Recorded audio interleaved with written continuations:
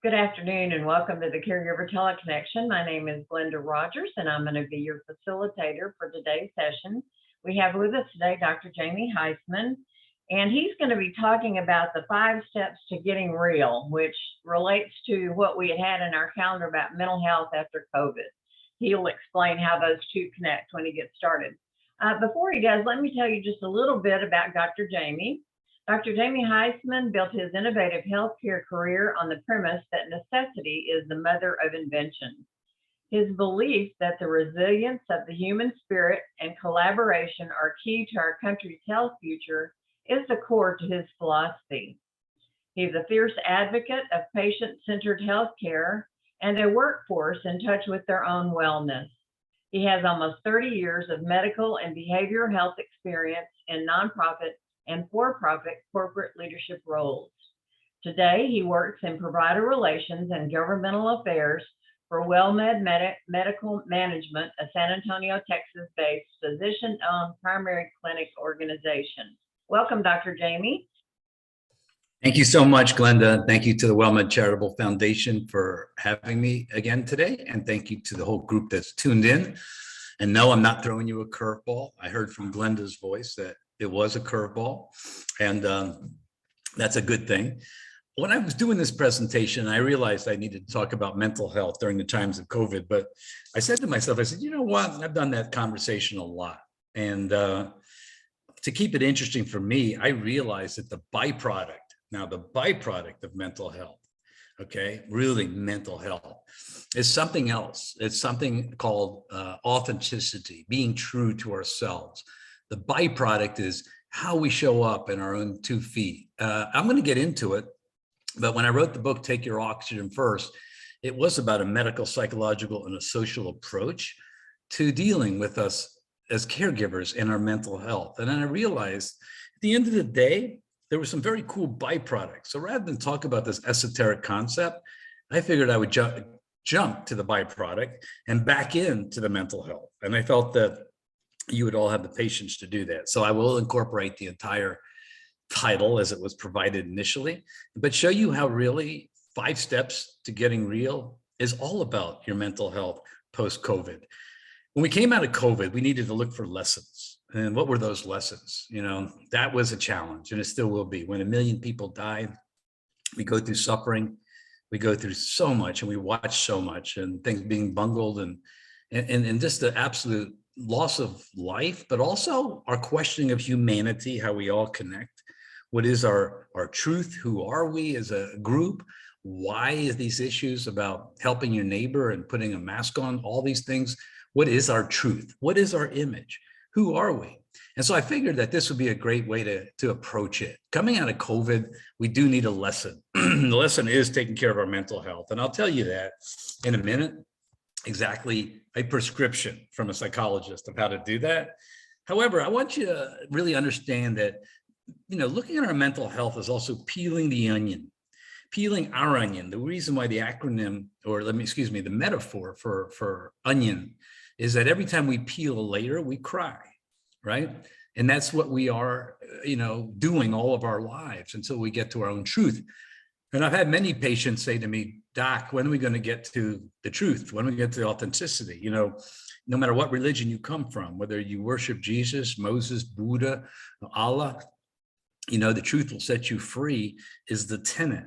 And authenticity really is the end game of the best mental health. So how to peel this onion to really authentically become more, let's say, psychologically safe. And that means safe for not just you, but the loved one you take care of.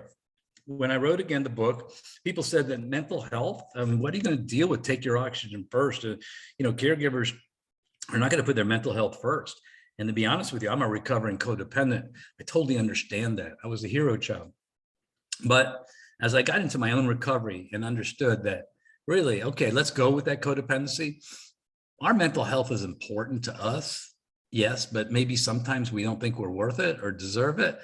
But it's also the best prescription we could provide to the person in front of us, that person we're taking care of, that person going through a terrible fight, flight, freeze response because they have a chronic terminal or acute illness. They're scared. Who wouldn't be? Their life has shifted. So our mental health, us being on 2 feet, really is about the best prescription possible. And when I started talking like that, in that vernacular, you could provide medicine for your loved one. Well, guess what? Many really embarked on the journey. And I want to mention to you, caregivers, you have the total ability to do this journey. That in the late 1980s, up until now, and I sit on the board called the Polyvagal Institute, we now know that we can actually retrain our brain. Our brain is in the palm of our hands. And as caregivers, if we're going to look at our mental health, we can look at our brain health and understand it.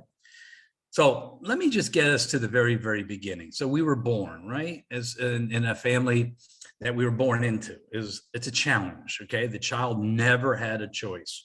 Never had a choice to be brought in this world, never had a choice of what was going on around them. It could have been high conflict. It could be people screaming. It could be people not available. It might have been a house that you should be seen and not heard. But for the most part, the healthiest we ever were in our lives were before adults started raising us, right? What does that mean? Well, I'm blessed. I'm 67 years old. As an AARP daddy, I was provided this opportunity to be a father at 56 years old. Of course, I wanted to refund all the money back to my patients after I did, because my daughter Ariana has taught me a lot, taught me more than I can imagine. But as a child, okay, and I'm taking every caregiver who's listening here back, it's tough, but we are only kind of our child's mind. We say in psychology, if you haven't intervened on what you have done in the past, you're likely to recreate it.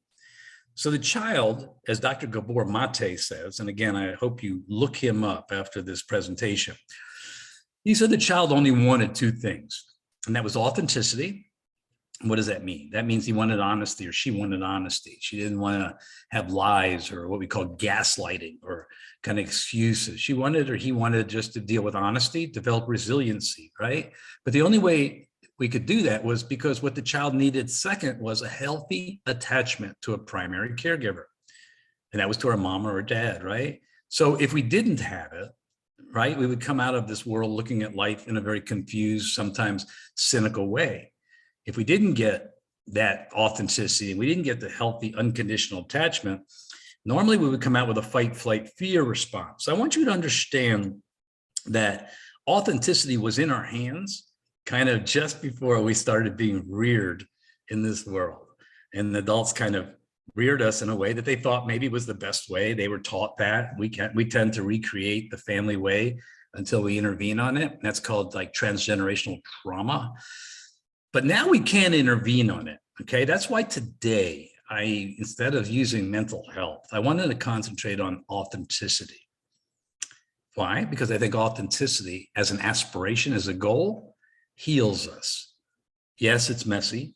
Yes, as caregivers, I know we start to feel guilty when we get that truth, that honesty, but it's really what we really have as our goal. Believe it or not, we say in therapy that it takes us 10 years to screw up our mind. It takes us 70 years to unscrew it up. We started with this drive for authenticity as an authentic child, the innocent child. And then it got real messy because people brought us into their viewpoints, their culture. Some of them really didn't know how to parent. You know, I always said parenting and caregiving are very similar, okay? Fairly much, even if you don't have a child, you can parent anything, but we're never given any lesson, right, on parenting or caregiving. And yet these are sometimes and often inevitable transitions in life. So as we speak about emotional health, behavioral, excuse me, I got my daughter's cold. We must also talk about the process of mental health, especially post-COVID. Why did I want to say post-COVID? COVID was a game changer for us. COVID was a great dysregulator of, you know, I come from the neurological world, of our brain health of our country, of our world, and of us individually. Our autonomic nervous systems literally were dysregulated. Our world was dysregulated, okay? There was no balance. So understand that the world of psychology, and if you will, as a caregiver, mental health, has three components. And again, one is awareness. Once you're aware, you're no longer naive. That means in your mind, you kind of get it. That's what I'm hoping this presentation helps you with in the road to authenticity and emotional health. And then you're forced to transform because the body can't sit with competing thoughts, called cognitive dissonance. Now, if you lean in to this work, and it's not as difficult as you're going to see, your emotional health post-COVID, I'm going to show you how easy it is, much easier than it used to be with Freud and Jung. Okay, but if you do the awareness, then transform, and you can pick any transformational path. I'm more than happy to suggest one. We use the 4 agreements because it's it's not a religious format. It's pretty powerful. I can get into it, but you can also use, Jesus, Buddha, Moses, Allah. That's a transformational path. If you're an addict, you can use the 12 steps of NA or AA, Alcoholics Anonymous. For me, I became a recovering co-dependent, co-addict. So I use the big book and also the 12 steps. But if you participate as a caregiver and take this journey, it's about awareness, transformation, and then self-love. Okay. So today is the beginning. Maybe for some of you, transformation. Maybe for many of you, it's just a reinforcement. But transformation takes courage. Okay, it's not easy. At WellMed, we talk about change. Well, it's not like you have to jump off of a cliff and with a Superman cape like we often think we do. It's just that day in and day out, you have to pay attention to your emotional health. COVID has been the great awareness one that said, no longer are we going to put this under the carpet. COVID said, now we're going to make it aware to everybody. At WellMed now, I have a new title called Chief Compassion Officer. If it wasn't for COVID, I would never have it, because now we're looking at our employees as human beings, not just human doings. As a caregiver, I want you to start looking at yourself as a human being, not a human doing. Okay, that's number one. And all change is hard at first and messy in the middle, but it's beautiful at the end. It really is. But again, there's no way around it. You can't kind of put it on the carpet. You can't go around it. You got to lean into it. And so everybody always comes to me and says, well, I'm doing good. I'm transforming. I'm getting honest. I'm getting truthful. And I said, that's great. What does that really mean? Well, I can tell you that your daily behavior reveals your deepest beliefs. And that's true. Robin Sharma is an excellent author. And she really has said it well here. What does that mean too? Well, like Glenda says, I do government affairs. So when I go out with a government personnel, let's say for dinner, they may tell me that they believe in mental health, that they believe in things I believe in. They'll tell me things. It's called an image. The next day, I'll look at their budget and I'll see they didn't believe in any of that. Okay. They believe in telling me about it and creating the image. But I need to ask yourself, and for us to ask ourselves when we look in the mirror, are we really image or are we for real? Okay. Well, mental health coming out of COVID is really the goal. It's the roadway to getting real with ourselves. The beauty of looking at our emotional health is we can peel the images away. So our daily behavior, and if you're just overwhelmed, excuse me, taking care of your loved one, forgetting about yourself, your mind, body, spirit, you're isolated, chances are you have the image like I used to have and still can, if I'm not doing it, as a hero, as the victim, as the martyr, as the person who has to take care of somebody. What I want you to start thinking about today is finding your truth, which is finding your legs, which is only found through looking at our emotional health post-COVID. So that is a road less traveled. Wayne Dyer was an excellent sort of clinician. He wrote books. I'm sure you saw him on PBS. But at the end of the day, the road less traveled is a difficult one. Not many people take it. It's not easy living a real life in a fake world. A fake world means there's a lot of images. We see it in politics. We see people wrapping themselves up around some, flags, some church, some synagogue, some ideology, some position. But are we really speaking our truth? Or are we kind of got an image around us? Our emotional health post-COVID as caregivers will yield the truth. Now, why is it important? Just listen today and start today. Well, gosh, today is the first day of the rest of your life. But I have to tell you, if that doesn't work out for you, tomorrow's the first day of the rest of your life. And why I use Bob Saget, obviously you all know, he passed away unexpectedly at the Ritz-Carlton in Orlando, quite healthy. Nobody knew why until we found out the brain contusion when he fell. but anything can happen tomorrow, right? We're not promised tomorrow. So I want you to start thinking about starting today, if you could. Today is a day that you can start looking at your emotional health, start peeling the onion, and let's get to your truth as a caregiver, okay? Today's conversation is important because conversations pave the road to authenticity. And I want Glenda, obviously, to receive questions if you'd like through the chat. I want you to ask him if you'd like. But at the end of the day, asking questions, as I'm going to get to soon, which is a critical pillar of getting honest in your emotional health, is vital, especially as a caregiver. Now, there's a one-off here, and I need to be very clear with you with that. I am a psychologist, so I can tell you I believe in the DSM-5, which is called the Diagnostic Statistical Manual. It's our Bible of psychopathology. It means diagnoses. What does that mean? Well, that means, when you go to a psychiatrist or psychologist or social worker, they'll say you're clinically depressed, or you have anxiety disorder, or you're in addiction. Okay, that's all a primary psychiatric diagnosis. That's how we treat. That's how we lay out treatment plans. So understand, though, in our world, there's only one group of people, and the American Psychological Association said, and I think it's underreported, that 8 to 10% of our population may have up to 9 clinical indicators of a personality disorder. Now, just to be very brief with you, if I'm talking about truth, authenticity, getting real, that's totally the opposite of a personality disorder. Personality disorder person is a very damaged child at a very young age, and they don't have a lot of empathy and accountability, so they don't get honest. So, let's take Putin. Putin is very much what we call a malignant narcissist, right? He got a very difficult childhood. So did Hitler. So did Jim Jones.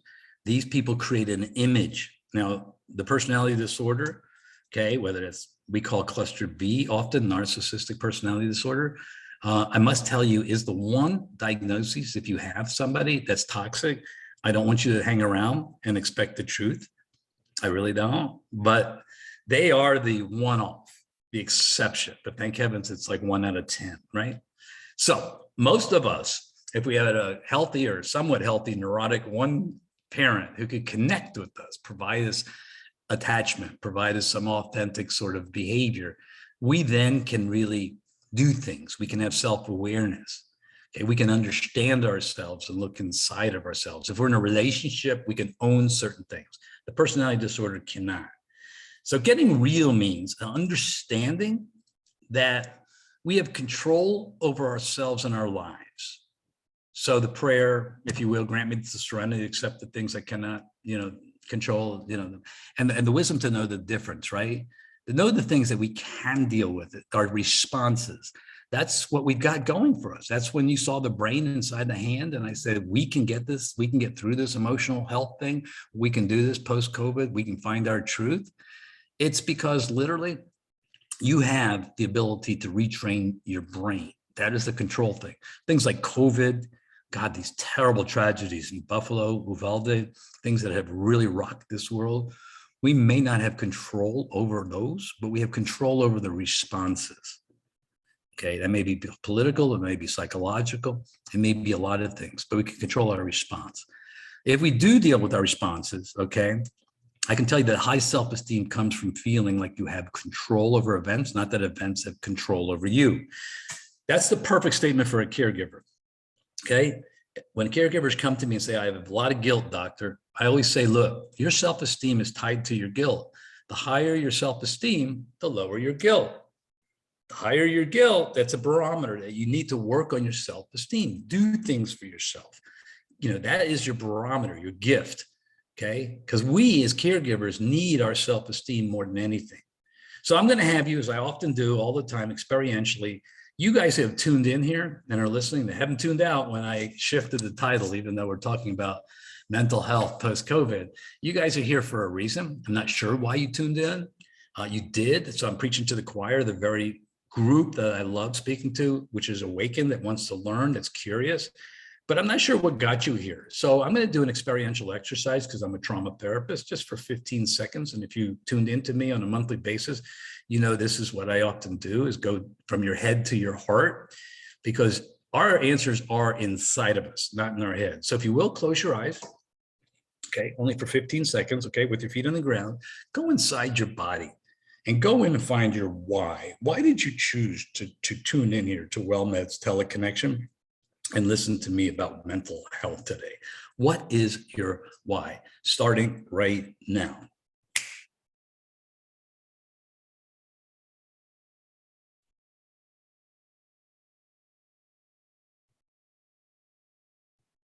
Great.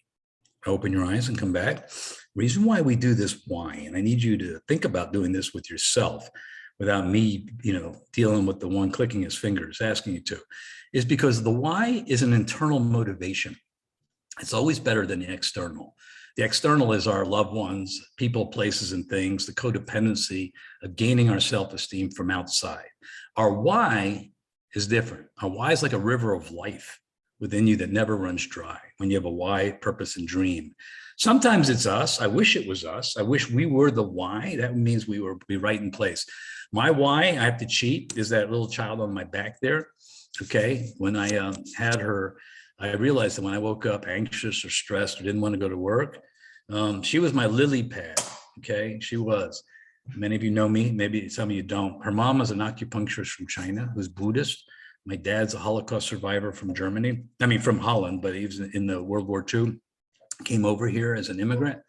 So he's Jewish. So my little child's a Buju. She's the master race on top of my back. But anyway, when I wake up, that's my why. It's my internal why. Yes, it's a bit external and I'd rather it be me, but it may be that. When your why becomes you, it is about taking your oxygen first, which is a book Lisa and I wrote in 2006 with a wonderful geriatrician named Dr. Laird. It's sad. Look, you got 19 seconds, the FAA said, of useful consciousness if the plane goes down. If you haven't taken your oxygen, both of you will perish. That to me was mind-opening when I flew back from Los Angeles looking for a title for our book. I said, that's about all caregivers.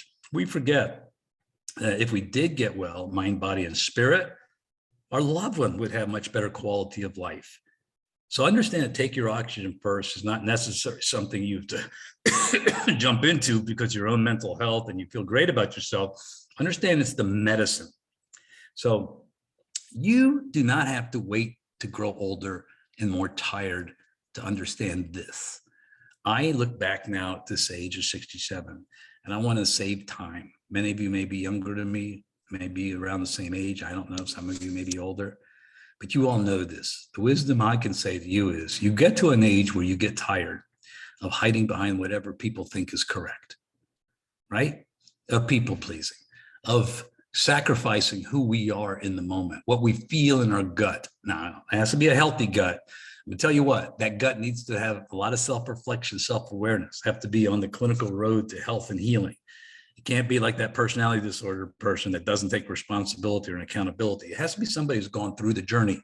But we get to an age where we just don't want to. And we also don't want Halloween any longer, 365 days a year.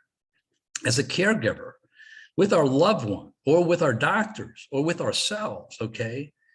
The wisdom of understanding that images require a huge amount of energy is so important. When you're producing a play, maybe it's your loved one getting well. Maybe it's something else you think you can control, like a director in a film. Okay, you become tired. It's an energy vampire. Okay, the mask becomes tiring. Producing around you becomes tiring. So tired of it, yet I'm still wearing it. Today, I wanted to talk about your emotional mental health and how we can start putting the mask down to become authentic. Caregivers are the one group, I think, that understand this concept best, okay? And why we seek authenticity personally is critical to understand that the part that takes the guts is deciding not to allow the outer world to define your inner truth. Look, taking care of our loved one doesn't have to be a death sentence. It doesn't have to be a fatalistic thing that, oh my God, I need to. It's a wonderful gift, a sacred journey, one that we can give ourselves a gift of giving, one that we can't actually, as I say, concentrate on our inner truth. and staying true to our authentic self every single day. Okay, when I talked to my daughter about that, she said, Daddy, but I feel guilty when I tell somebody my truth.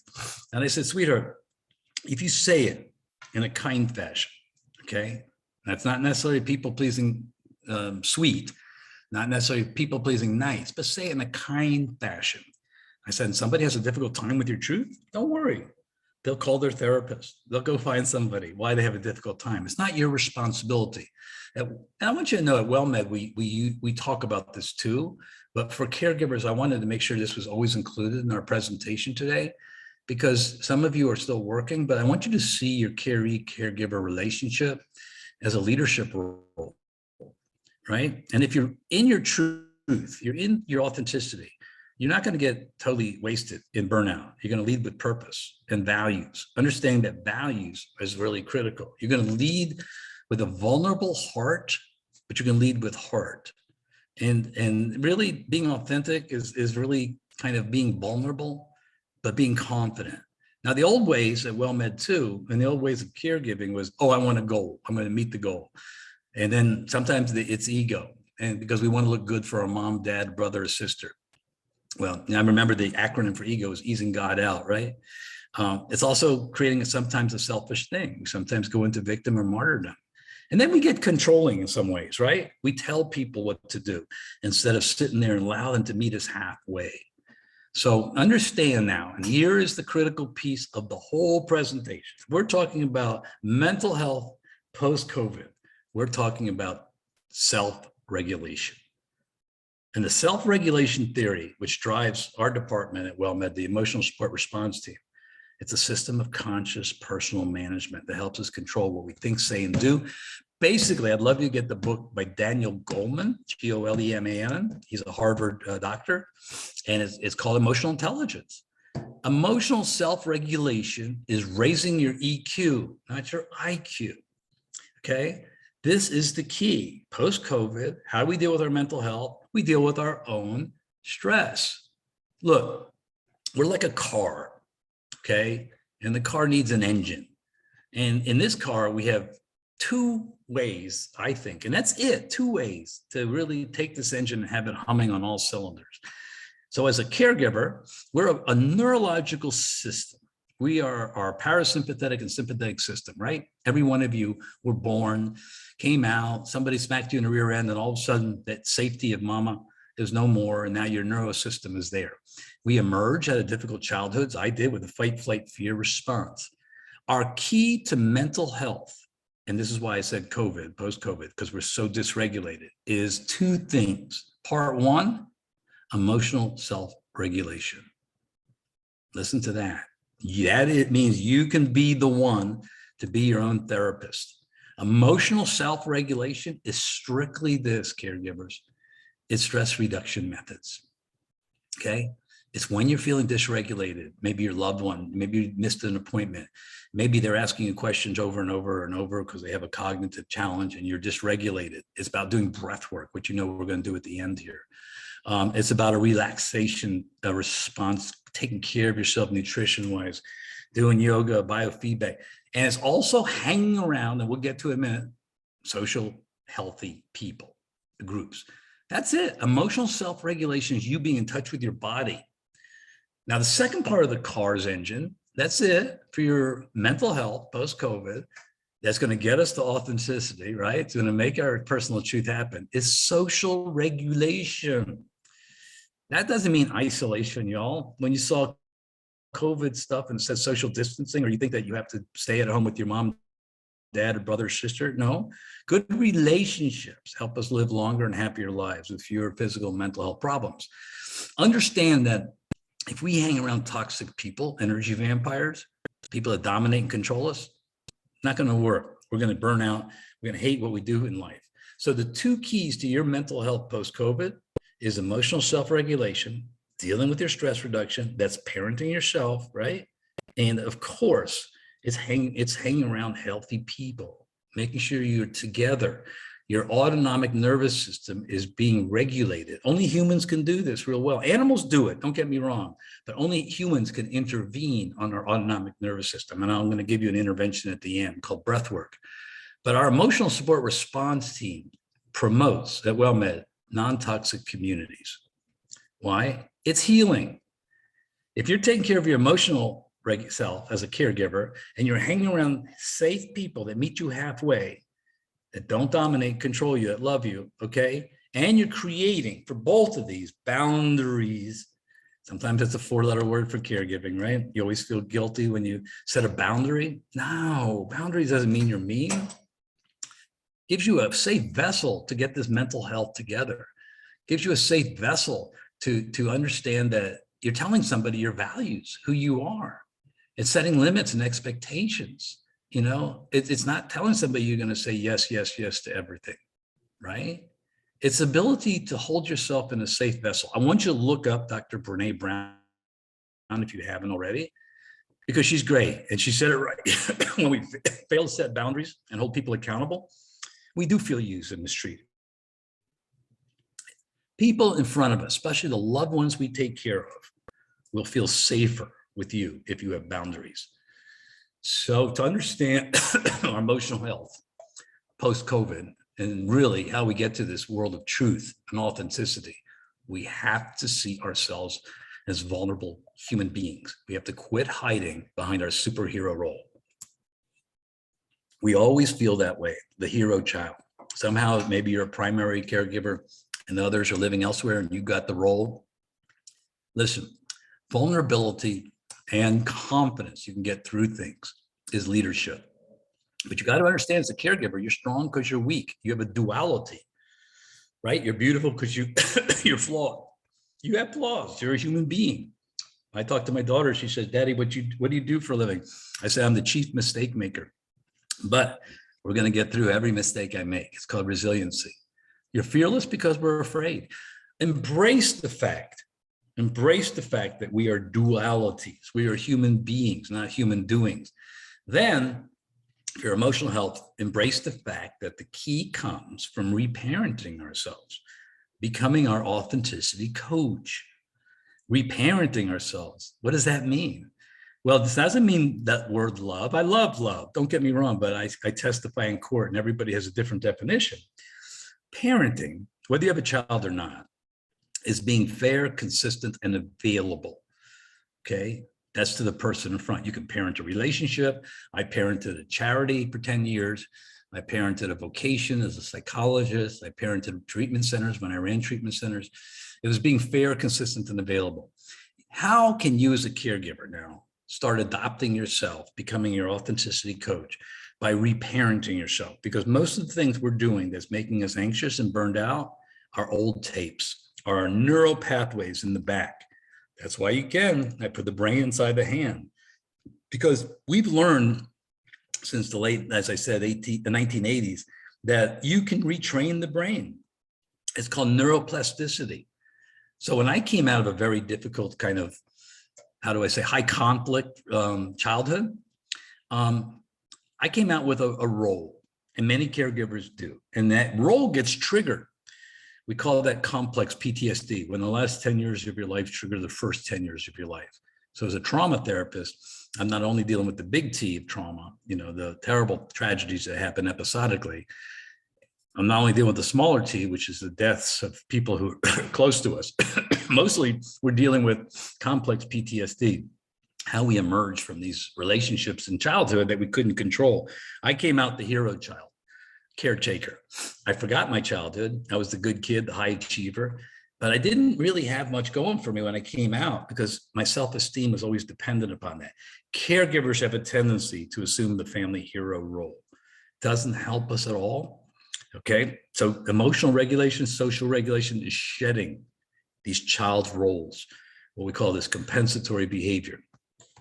Social regulation is also a way, like through friendships or families, that are of choice, to establish finally healthy, supportive relationships. Okay, social regulation is auditing ourselves to get rid of blindly not supportive relationships, getting rid of relationships where people just criticize and judge us mercilessly, getting rid of relationships that are manipulative and deceitful. It's social regulation says we do an audit. We need people to stand next to us. I often say to my daughter, listen, assume positive intent, sweetheart, at least 3 times. On the 4th time, if you see somebody not meeting you halfway, then probably you want to go find somebody who will.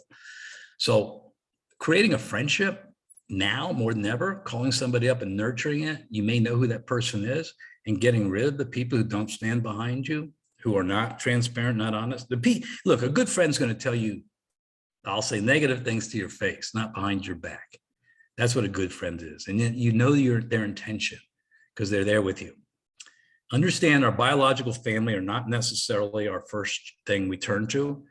We need to find our family of choice. So that's the people in your life who want you in there. It's the ones who accept you for who you are, the ones who would do anything to see you smile, and who love you no matter what. I'd love you to do an inventory here post-COVID of who those people are, who that community is. I know WellMed Charitable Foundation has incredible programs at Caregiver SOS and support groups. If that's your first lily pad, by all means, we're going to tell you how to find them. Do that. I also want you to be empowered as you come out of COVID around your mental health and seeking being honest and authenticity, that you can be your own coach. Okay. So I told you this is about dealing with your emotional self and social self. That's it. No secret sauce. That's it. No silver bullet. That's something we have to do. That's your treatment plan. But I'm going to give you the 5 pillars too of what that means once you really are emotionally self-regulating and once you're actually hanging around safe people. Okay. I want you to take the road less traveled. Okay. That is how we become real with this emotional growth. Step 1, here's how you do it. And I'm sure Glenda will now understand that this is all about your mental health. I need you to quiet your mind. Quiet your mind through emotional self-regulation. We're used to a daily routine, so it's important to have a daily routine, okay? But I want you to integrate what I'm about to do soon with breath work or yoga or Pilates or walking outside, or I have wonderful clients of mine that do crocheting. That quiets their mind. God rest my mother's soul. She was a crocheter. That's quieted her mind. You have something that you know that can quiet your mind. Our minds are always that monkey mind, okay? We have to silence the chatter in our heads. And we do this focused in by emotionally self-regulating techniques, okay? Go take all the in-services you can. I'm going to show you one that's critical today called breath work. The second pillar, once you have the, the concept of emotional self-regulation and hanging around healthy people, is I want you to start trusting your voice. Okay, you may have been told all your life it was somebody else's voice that you need to hear. But I want you to discern the difference between your critical voice, the one that judges you and tells you what to do, and your authentic voice, your gut. Your authentic voice is kind and supportive. I want you to go grab the book, if you can, The 4 Agreements, okay? Because your authentic voice, okay, will speak to you through intuition, through your unconscious, sometimes through dreams. But I want you to come back to yourself, return to the voice of your body. That's what breath work is. And that's what experiential interventions are. Trust that. Trust is not found in the head, it's found in the body. Third pillar, how to get to your truth. Incorporate your passion in your job or your life. Certainly your caregiving piece, you've got to bring it in, but you have to start following your passion. Okay, you have to put that in your routine of your daily life. This is an emotional health technique. Passion may be tricky to characterize, but we know what it is. You know what it is for you. Find out what ignites you. At the end of the day, I always say it comes out to play, play, play. Remember that kid I said it's authentic? Play, play, play. When we do things with our doctors to calm them from burnout, we usually do games. Do something that's about not thinking. Play, play, play. You're going to find your passion. Because if you can't figure out your purpose in life, figure out your passion, for your passion will lead directly to your purpose. I hope you understood that one. I had another job years ago in business. It wasn't my passion. I felt that. Then I became a social worker. Somehow it became my passion, and my passion finally led to my purpose. You have your own passion. You know it better than anybody. Don't let caregiving sidetrack it. Pillar 4, keep track of your truths. Speak it everywhere and anywhere. If somebody has a problem with it, they need to call their therapist. They need to take care of it, why they have a problem with it. Again, if you say in a kind fashion and speak your truth, You don't have to bend or shake it. You can be honest. Now, there are some exceptions for those about to write a question in on third stage neurological issues and Alzheimer's, Parkinson's, or Lewy body. I want you to be, know that there's a gray area there, and I can help you out. Maybe we'll do a presentation on that.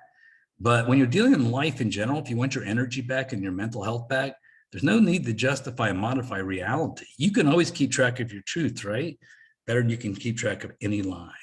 So never worry about who will be offended if you speak the truth. Again, caveat, those with taking care of a loved one with Alzheimer's or Parkinson's or Lewy body or cognitive challenges, still, believe it or not, truth is there, but somehow you really need to be mindful. And as I said, we can talk about that. You can see it in my book I wrote, Take Your Oxygen First. But worry about who will be misled instead, okay? Worry about the people deceived by the white lie, destroyed if you don't. It's so important to speak our truth. It's not your problem whether somebody feels guilty or not in front of you. It's not your problem if they can't accept your truth. The best friends you're going to have are the people who love you and are going to show up anyway. Finally, continue to ask questions. This is the greatest one for caregivers in the world. Never assume. Never stop until you're satisfied. As a caregiver, please don't assume a thing when you're going to the doctor, working with your loved one, doing things with any family member that you're trying to put around you. Keep asking questions. This will bring you back to your gut, your intuition, okay? When you're well-informed, information is power. Asking the right questions is as important as answering them. Remember Columbo, Peter Falk, scratching his head? That was the greatest because he asked the right questions, right? Important. Explore and formulate your own opinions of each situation this way. It'll bring you back. So as caregivers, we always have to understand that we can't give orders. Dale Carnegie said it, long time ago. Ask questions instead, even of your loved one you're taking care of. Bring them in, have them meet you halfway. They too, no matter how acute, chronic, or terminal an illness is, they have a self-esteem. If you just do all the work for them and create learned helplessness, you're going to create a situation which is not going to work out. It's going to be burnout. My definition of burnout is when somebody works harder than the person in front of them. So ask questions, don't give orders. Ultimately, Fred Rogers had it right. Okay, I loved it. Discovering the truth about ourselves is a lifetime of work. It's about mental health. COVID has brought this to light. As we come out, we questioned ourselves, we questioned our values, we questioned everything. Today, we can concentrate on our mental health, okay? It's a lifetime of work, but it's worth the effort. Now, I'm going to take you into a cool sort of exercise here. And that is, of course, what I usually do, breath work. But before I do, breath work is a part of this 5-step process journey. If you embark on these, and obviously, again, your emotional mental health is about what? Emotional self-regulation and hanging around healthy people. But if you're going to go down the road and nail these pillars down to truth, know that a journey of 1,000 miles begins with a single step. That today, I'm just asking you to take that single step. The tortoise does win the race here, okay? And I want you to understand that as a trauma therapist, that it's not going to be found in your head, the answer. I work with addicts who are so much smarter than I am around their addiction. They must have read every book in the world, but they still go relapse. They still go shoot up afterwards. They still drink. Look, the only way in life you're going to make shifts and changes is the experiential way, is going to the heart. So if you need to find a good therapist, find a dialectical behavioral therapist, I can help you there. Find somebody who does experiential interventions like we're going to do now. Breath work is a way to your heart. So at the end of the day, I'd love for you to try something that makes your voice less shaky. Okay. Sometimes we feel as caregivers, we have a shaky voice. It's hard to say our truth. Okay. Breath work is a way to make our voice less shaky. Breath work is a way to go into a situation we're feeling not so regulated, to do something that regulates us. It's a way we feel stronger on 2 feet, not just on 1 leg, right? Breath work is a way for us to have a stronger voice. So it's all about, and this is what the emotional health post-COVID or finding our way to truth and who we are and taking the mask off. It's all about self-awareness. Our emotional support response team is about how as we at WellMed become more self-aware? How do we take accountability and have empathy for the person in front of us? How can we be part of the solution? Well, breath work allows us that self-awareness. Breath work will allow us to reduce anxiety and stress and anger. So why we do emotional self-regulation and when we're stressed out is when we're stressed out, we usually go into fight, flight, fear, or we get into despair, hopelessness, and depression, right? That's our body. It's our nervous system. Okay. That's not what happened to you when 3 years old with your father and mother. That's our nervous system. Okay. We then become disengaged from everything. We become non-compliant. We get a case of it. Forget it. I don't need this. We can shift that in less than 80 seconds. Cops do it, firemen do it, emergency medical technicians do it. They were my first contracts I had in Miami as a trauma therapist.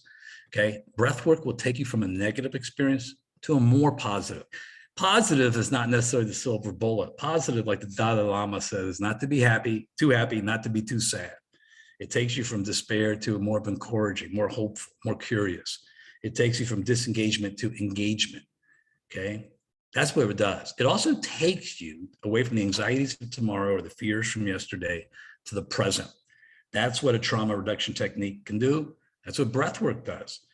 But breath work also, and breath work is, I'll tell you, it's also like praying. It's a trauma reduction technique. It's like meditation. Okay. It's all those things. Breath work grounds you on 2 feet. It transforms your chemistry and it returns control back to you. Us as human beings, and this is it for caregivers.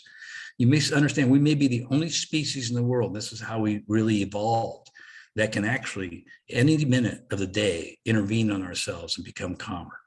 Our vagus nerve is our calming sort of anatomical system. Okay. The neurological system controls your heart, controls your lungs.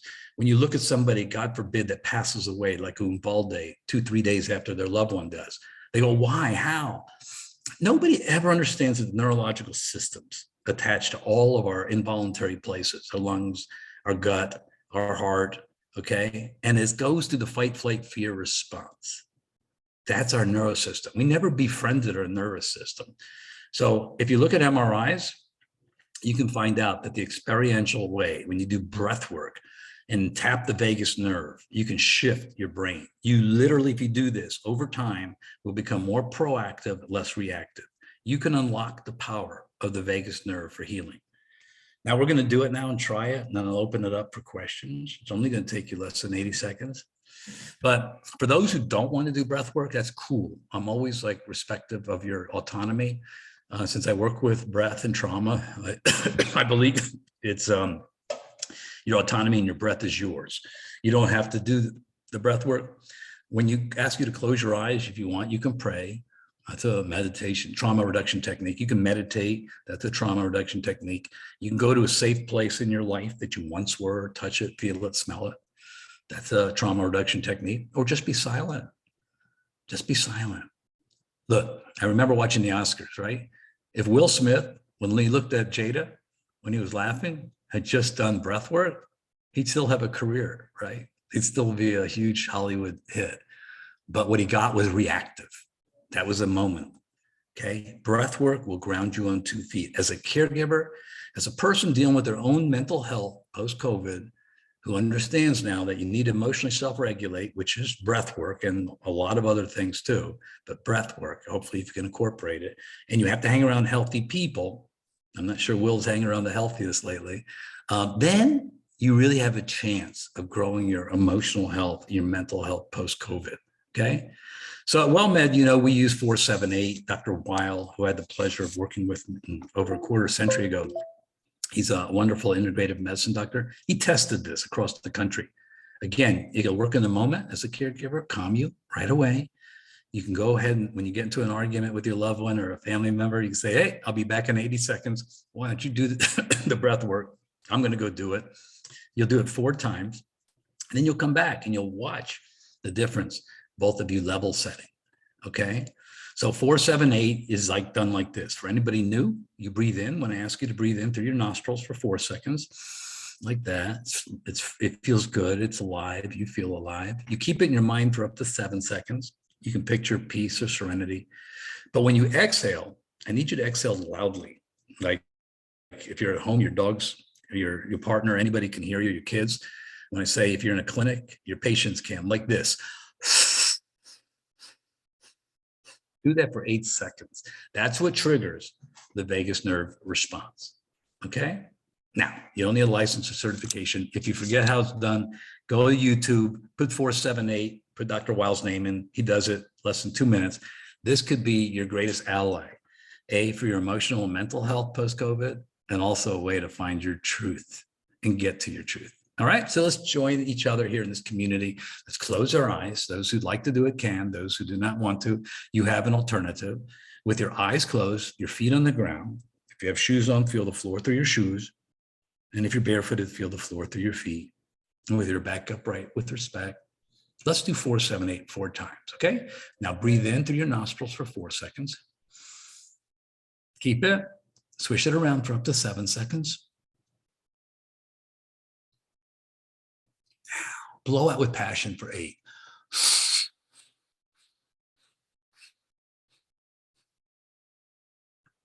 Breathe in the calmness for 4. Keep it. Swish it around for 7. Now, blow out with gusto for 8.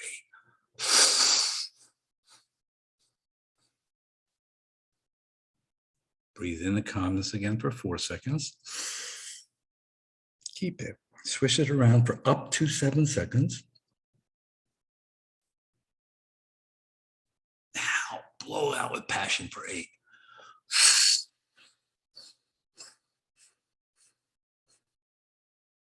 Last time. Breathe in the calmness for 4 seconds. Keep it. Swish it around for up to 7 seconds. Now, blow out all the anxiety you're feeling now for 8.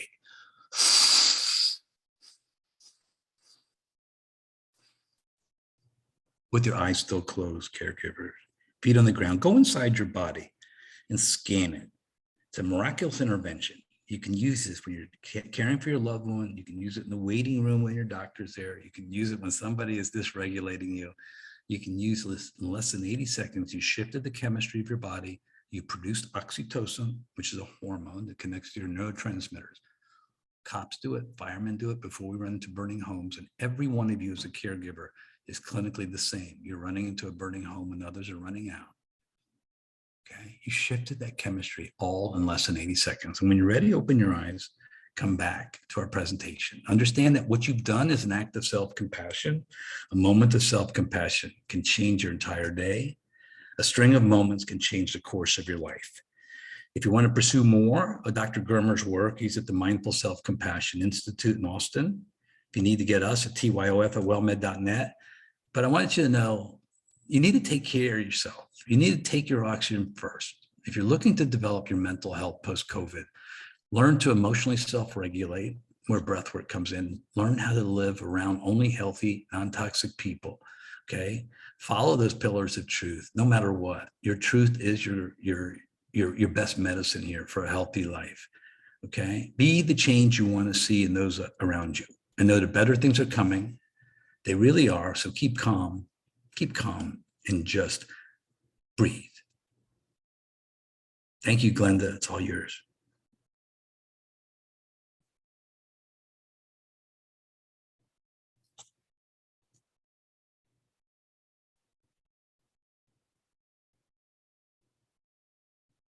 Glenda, are you there, my love?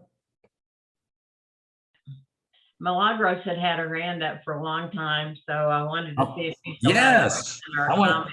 Please let me answer everything. I'm so sorry. I don't get to see the chat. So let me help this. Doodle. I love it. Wait, Minerva, you gotta tell you something. My daughter does that. That's her calming. I found out my emotional self-regulator for Ariana is she doodles. I let her use the whole desk. And I said, baby, doodle all over your desk. You know, it'll be a wonderful memory later. But she does. It calms her autonomic nervous system down.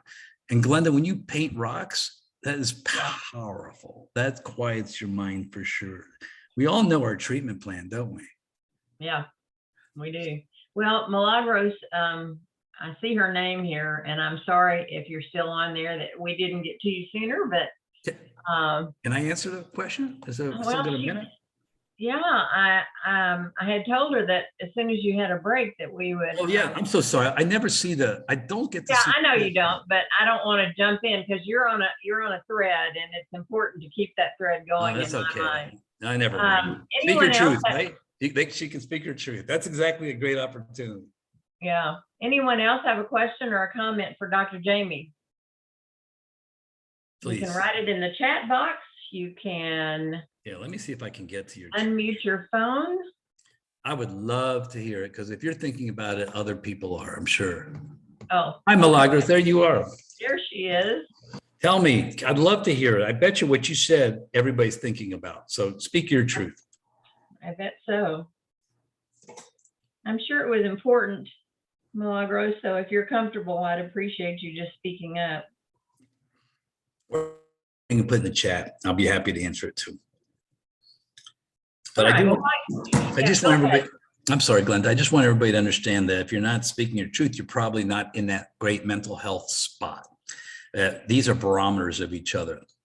We need mental health to be sure who we are and to be able to speak our truth and not believe that, we have to be something for somebody else. And they all are intertwined. And that's why I put this presentation together in the manner I did.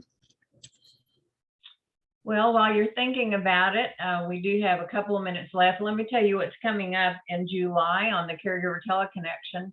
And as I said early on in the call, I can't believe we're already to July, but it's just around the corner. On Wednesday, July the 6th at 10 o'clock Central Time, you know this song, Let's Get Physical. Well, it's going to be a Zoom session with Dr. Elliot Montgomery Sklar, and he's going to be talking about health and how important it is to be physical. And on July the 7th, that's a Thursday at 1 o'clock Central, Dr. Tam Cummings will be back with us. She's like Dr. Jamie. She's with us every month. She's going to be talking about answering common dementia questions. So if you're taking care of someone that has a mental impairment, please tune in for that one. The July calendar is out. You can go to the WellMed Charitable Foundation website or to the Caregiver Teleconnection website and get a hold of that calendar. If you are not able to find it, you can always call our customer service representative, and I have posted that number toll free, 866-390-6491. Let's see. I've been hearing some of the presentation. We'll go over. Okay. All right. So Milagros said that she'd been hearing some of the presentation. She'll go back over the podcast, and she knows how to get hold of you then. TYOF@wellmed.net. Yep. Happy to answer any questions. Yeah. He'll be happy to answer any questions. Anybody have a question? We have about 1 minute left. Well, if you've been on with me before, I don't believe holding you just for the sake of holding you. Right, Dr. Jamie? You're right. Speak your truth, lady. Exactly. And so having said that, do you have some parting words for us, Dr. Jamie? I do. If you feel in your gut that you're having to adjust, becoming something for somebody else, and like Zelig, okay, in a chameleon way, normally you listen to your gut. And if it is that, the way to go first to find your truth is to emotionally self-regulate, to take care, go breathe, do the breath work, do some yoga, walk, start putting this in the routine of your life as a caregiver. These little things in your life as a caregiver can bring you into your body, bring you peace, and allow you to reparent yourself. And I'm going to tell you what, the last thing is, whatever you do, make sure the people around you are healthy, meet you halfway, have your back. Otherwise, it's time to look for another group. Good words of wisdom, Dr. Jamie. As always, I enjoy being on with you every month. Thank you for joining us today, and we hope to see you on future sessions. Look for that July calendar. It's got a lot on it. Bye-bye. Be kind to yourselves. Bye-bye now. Thank you, Glenda. Take care. Thank you, Minerva. Bye-bye.